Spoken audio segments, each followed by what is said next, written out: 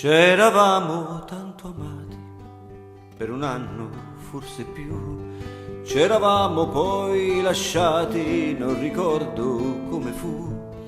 Ma una sera ci incontrammo, per fatal combinazione, perché insieme riparammo per la pioggia in un portone. Elegante nel suo velo, con un bianco cappellin, dolci gli occhi suoi di cielo, sempre mesto il suo visin.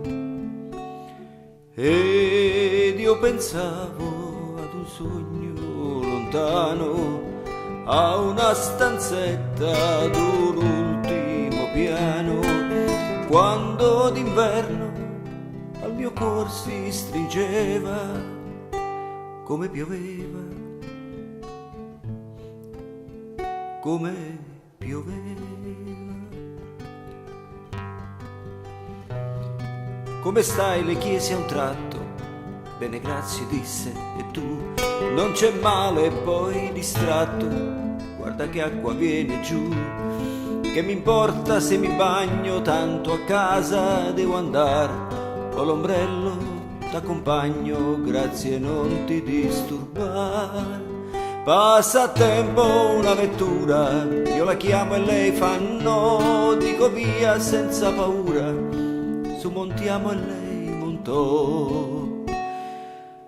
Così pian piano le presi la mano, mentre il pensiero vagava lontano, quando d'inverno al mio cuor si stringeva come pioveva, come pioveva.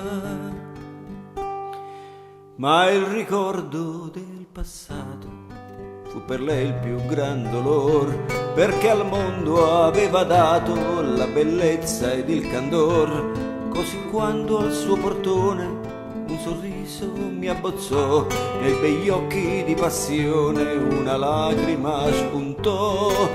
Io non l'ho più riveduta, se è felice chi lo sa, ma se è ricca o se è perduta, ella ognuno rimpiangerà.